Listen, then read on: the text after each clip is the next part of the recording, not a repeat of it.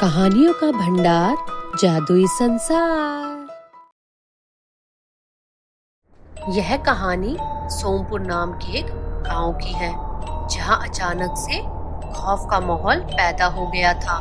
शाम होते ही लोग अपने घरों में दुबक जाते थे। कोई किसी को कितना भी आवाज दे, कितनी भी मिन्नतें करे, कोई अपने घर का दरवाजा नहीं खोलता था। यहाँ तक कि उनके अपने भी कोई आवाज दे तो भी नहीं। एक दिन उस गांव में शहर से एक परिवार छुट्टियों में अपने घर आता है, जिसमें उनका एक बच्चा है जिसका नाम टिल्लू है। टिल्लू बहुत ही शरारती है और आते ही उसने पूरे गांव में शरारत करनी शुरू कर दी थी। मगर शाम होते ही जब सभी अपने घरों में घुसकर दरवाजे बंद कर लेते थे तो वो टेंशन में आ जाता है, क्योंकि शहर में तो उसे रात को देर तक खेलने, जागने, पढ़ने और टीवी देखने की आदत थी। उसके पूछने पर उसके मामा उसे बताते हैं, एक रात जब वह खेत से लौट रहे थे तो उन्होंने देखा कि अरे, गर्मी के मौसम में इतनी आंधी कैसे चल रही है? ये आंधी नहीं, हमारे आने का संकेत है। हम कितने ही गांव घूमे, पर इस गांव के लोगों के मांस में एक अलग ही स्वाद है। हाँ दीदी, एक रात खाओ तो 4 रात भूख ही नहीं लगती। अच्छा है, रोज रोज खाएंगे तो ये लोग भी घरों से निकलना बंद कर देंगे। हाँ, इन्हें पता ही नहीं कि अब तक हम गांव के 12-13 लोगों को खा चुके हैं। और पता चलेगा भी नहीं, क्योंकि हमारी नजरों से कोई भी शिकार आज तक जिंदा नहीं बचा है। चल, इसे भी हमेशा की तरह मैं ही शुरू करती हूँ। दीदी, आज मैं शुरू करूँ?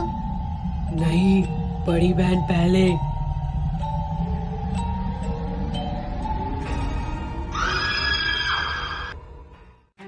मामा की यह बात सुनकर टिल्लू को मामा और पूरे गांव वालों पर तरस आया।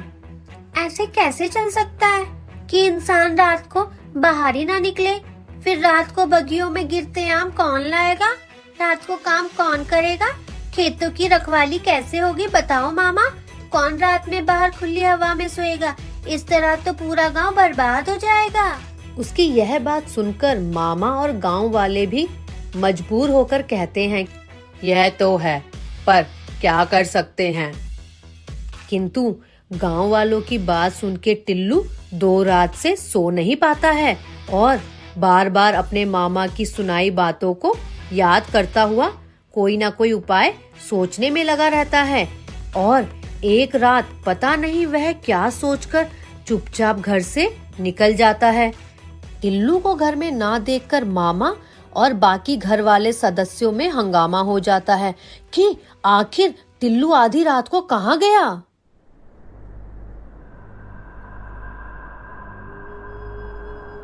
वाह, बड़े दिनों बाद एक नर्म मुलायम चीज सामने आई है। हाँ, आज रात तो बहुत मजा आएगा।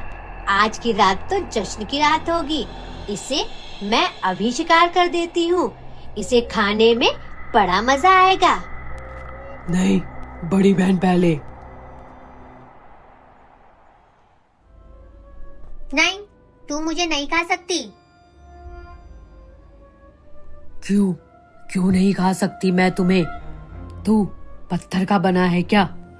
नहीं, पूरे गांव को तुम्हारे बारे में पता है कि तुम छोटी चुड़ैल को अपना बचा हुआ और झूठा शिकार खिलाती हो। तो क्या हुआ?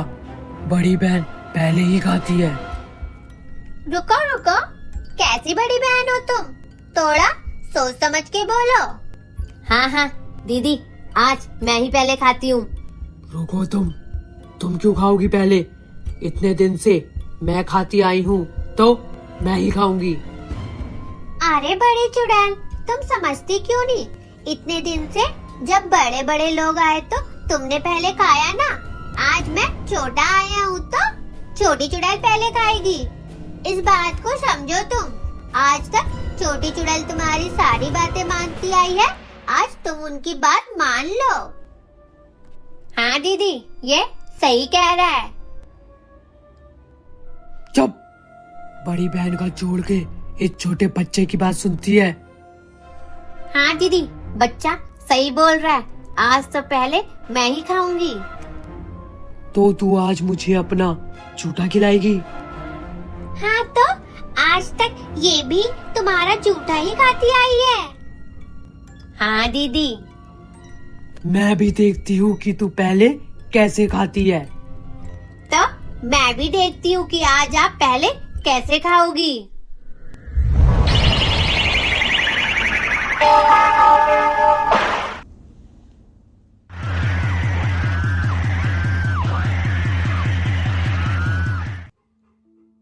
अरे, हम चुड़ैलों की जिंदगी तो इन बड़े नाखूनों और दांतों से है।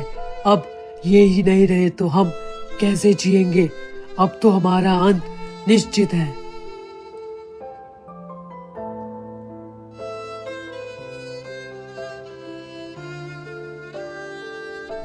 अरे टिल्लू बेटा, तुम ठीक हो ना?